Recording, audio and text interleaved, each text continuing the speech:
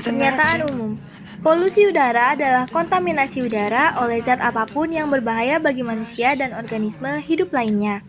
Ini dapat menyebabkan atau berkontribusi pada berbagai masalah kesehatan, mulai dari yang ringan hingga yang parah dan berbahaya.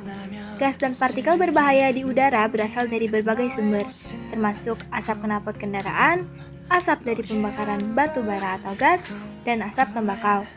Dalam beberapa waktu terakhir, Jakarta menghadapi masalah serius dalam hal polusi udara.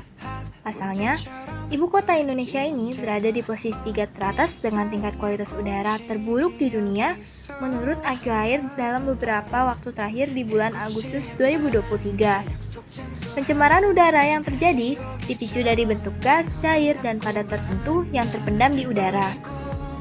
Partikel berasal dari aerosol, debu, asap pabrik, kebakaran hutan, asap kendaraan bermotor, dan asap rokok.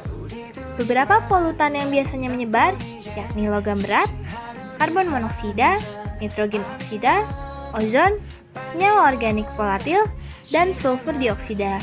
Indonesia sendiri masuk dalam jajaran negara yang tingkat polusinya cukup tinggi. Musim kemarau membuat polutan halus terakumulasi dan bertahan lebih lama di udara, dan hasil pemantau polusi terkini juga tersedia di layar telepon warga. Kita dikagetkan kondisi saat ini kalau tidak musim kemarau dan monitoring polusi. Kita tidak tahu dan tidak mau tahu, kata Ahmad Syafruddin. Menurutnya, Jakarta dan sekitarnya sudah kiamat sejak 3 dekade lalu, saat UNEP pertama kali mengungkapkan Jakarta memiliki kualitas udara di luar ambang batas HWO.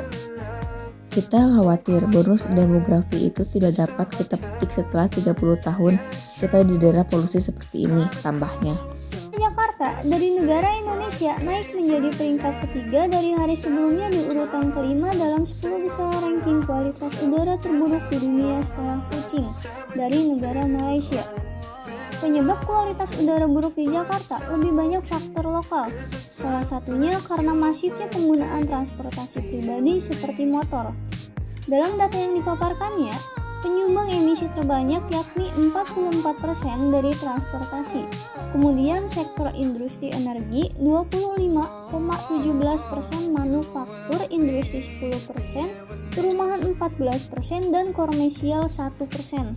Penyebab polusi di Jakarta dipengaruhi oleh pergerakan angin, emisi kendaraan, musim kemarau, fenomena lapisan inversi, PLTU atau pembangkit listrik tenaga uap, sektor transportasi, uap air, dan terakhir karhutla.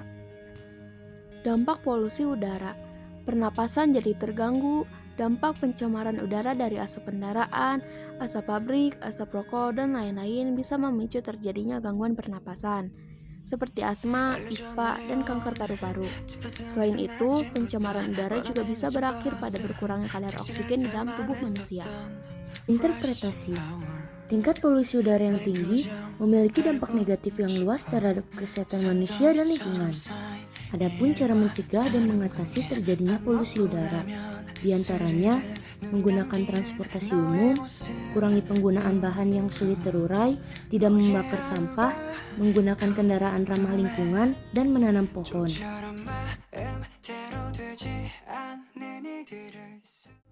Gak ada usaha yang pasti berhasil, tapi orang yang mau berusaha pasti berhasil.